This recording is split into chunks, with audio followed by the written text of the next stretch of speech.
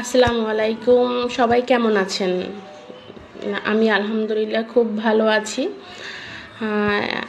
আমি দেখতে দেখতে কয়েকটা ভিডিওই শেয়ার করে ফেললাম।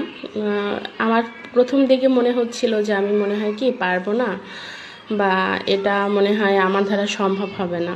তো সবাইকে দেখে আমার মানে মনে হলো যে না, সবাই যেহেতু পারতেছে হয়তো বা তাদের মতো ভালো হবে না, বাট হবে তো কিছু একটা, বা একটা কথা বলার মতো তো একটা মানুষ তো হলো যাদের সাথে আমি কথা বলতে পারি। হয়তো বা সরাসরি কন্ট্যাক্ট হচ্ছে না, বাট কথা তো হচ্ছে কোনো না কোনোভাবে। আমি আজকে নিয়ে আসলাম আপনাদের জন্য তেলাপিয়া মাছ, যেটা আমার মেয়ে এই তেলাপিয়া মাছটা পছন্দ করে, বড় সাইজের মাছটা। এই তো দেখতে পাচ্ছেন, আমি মাছটা দিয়ে দিলাম। এখন ভাজা ভাজা ভাজা হচ্ছে। আমরা আবার মূলত কি একটু ভেজে ভেজে খাওয়াটা পছন্দ করি। অনেকেই আবার দেখলাম, অনেক আপুরা আবার দেখলাম যে একটু কষায়া খায়। কষায়া খেতেও কিন্তু খারাপ লাগে না, ভালোই লাগে। মাছগুলো উঠাইয়া নিচ্ছি।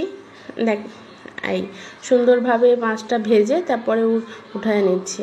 জীবনের পরিক্রমায় না কাজ সবাইকেই করতে হয়। মানে যে শৌখিন মানুষ তাকেও কিছু না কিছু করে তারপর জীবনটা অতিবাহিত করতে হয়। তেমনই আমি, কাজ না জানা একটা মানুষ, সে আজকে অনেক কাজ করতেছে।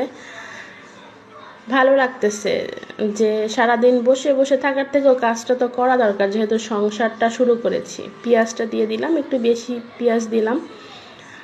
অনেকে পেঁয়াজ পেস্ট করে খায়, মানে ব্যালেন্ড করেও খায়, সেক্ষেত্রে আমরাও দেই। এখানে আবার আমি একটু ট্রিক্স করে আদা, জিরা আর ধনিয়া বাটা, এটা হলো আমি আইস বক্সে রেখে দিয়েছিলাম।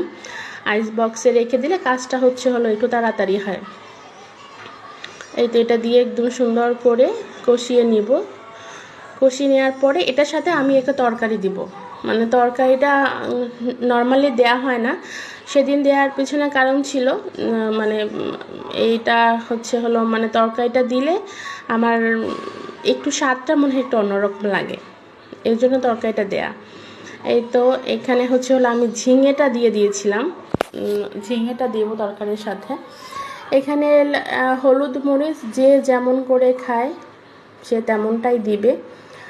আর আমাদের হলুদ মরিচটা যে আমরা নিজেরাই হলুদ মরিচ কিনে তারপর ভাঙায় এনে, তাহলে একদম ফ্রেশ মরিচটা পাওয়া যায়। এই জন্য টেনশন থাকে না বারবার কেনার, একদম ফ্রেশটাই নিজেরা বাসার থেকে তৈরি করা যায়।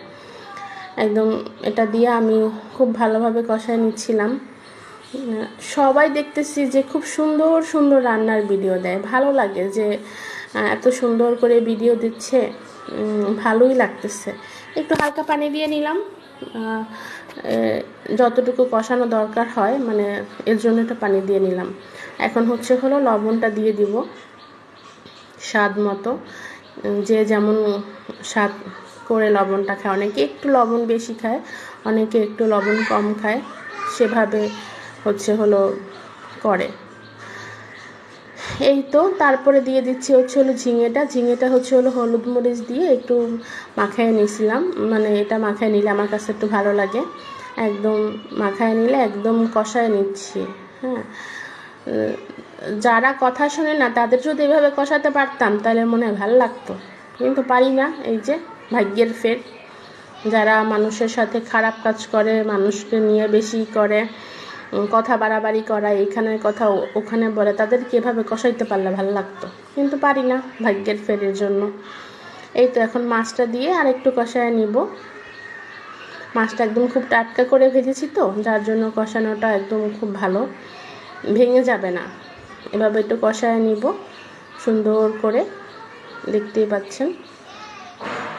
এই এখন আমি একটা ঢাকনা দিয়ে ঢেকে দিব।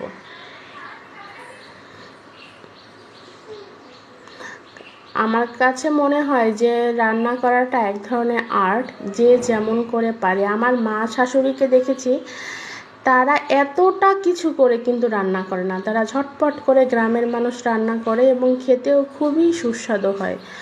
মানে ভালো লাগে যে আমরা এত কিছু করে রান্না করি, তাও মনে হয় যে ভালো লাগে না, তাদেরটা কত সুন্দর হয়। এই তো সুন্দর করে হলো রান্নাটা করে নিলাম। এখন জানি না কেমন লাগবে, তবে আশা করছি ভালোই লাগবে। সুন্দর করে আমি একটু দেখাই দিলাম কাছ থেকে এসে কেমন লাগতেছে। নিশ্চয়ই ভালো লাগবে সবার। আমার বাসার ফ্যামিলি মেম্বারই কম। যে যেখানে বসে দেখছেন জানাবেন আমাকে, কোথায় বসে দেখতেছেন। ভালো থাকবেন।